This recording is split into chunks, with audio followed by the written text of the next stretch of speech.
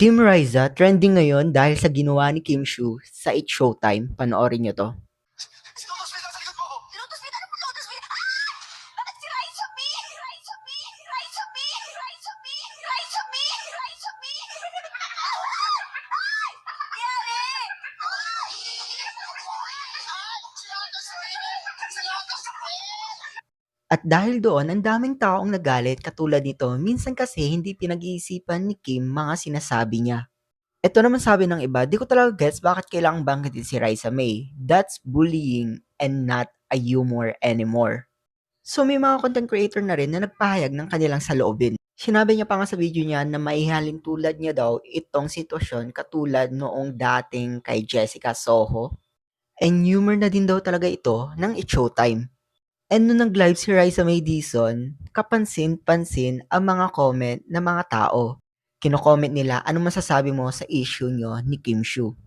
As of now, wala pa rin siyang sinasabi about dito. Pero bakit ngayon lang pumutok itong issue? Kasi dati pa naman din na nababanggit si Raisa May kapag yung mga contestant ng Showtime na medyo kahawig ni Raisa May. Dati naman wala namang sinasabi yung mga tao. Well, dahil sa mama niya. Dahil sa pagbablog ng Team Raisa or yung mother ni Raisa, nagiging relevant ulit si Raisa. Not only that, pumutok din yung name ni Raisa dahil sa pagbisita ni Bimbi sa Itbulaga. Not only that, nagkaroon ng first ever appearance ang multimedia queen natin na si Chris Aquino sa Itbulaga at nagkaroon sila ng interaction ni Raisa. Boom! All of the sudden, biglang naging relevant si Raisa. Siya na yung pinag-uusapang artista ngayon. At dahil nga rin pala dito guys, may gumawa ng fan account ni Bimbi at ni Raisa May. At pinost nila yung video na yon at biglang sumabog at ngayon may 1 million views na yon. So dahil nga doon, pumutok itong issue ngayon. And guys, may iba't ibang panig din naman. Maraming nagsasabi na hindi naman daw talaga yung multo yung tinutukoy ni Kim Shu, kundi si Jugs mismo na kamukha ni Raisa. Sabi nga nitong mga comment, ba't parang si Raisa? Lumipat na ba si Raisa? Yung mga ganong klaseng comment. And nakikita ng karamihan dito na ang laki ng resemblance nilang dalawa.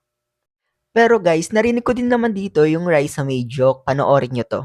Sarah, merong gusto mong gawin si Emming Garden. Ano nga? Dali. Wala to sa practice Chara, kanina. chara, chara, chara, Chara, chara. Oy, wag niyo namang pinaglalaruan si Frenchie D. Hindi si Precious. Na-mention naman si Raisa May nung last episode nila pero wala namang ebas yung mga tao doon. Walang ingay, walang nag-drag down kay Ogie at Cassid about doon sa Raisa May joke. Pero nung si Kim Shu na yung nag-joke about kay Raisa May, ito ay bawal na at ang daming may sabi. And hindi lang naman ito yung time na nabanggit si Raisa May Dizon sa mga joke ng It's Showtime. Hindi ko lang alam dahil lang ata maraming basher si Kim Shu at maraming ayaw lang sa kanya kaya siya siguro inaatake ngayon.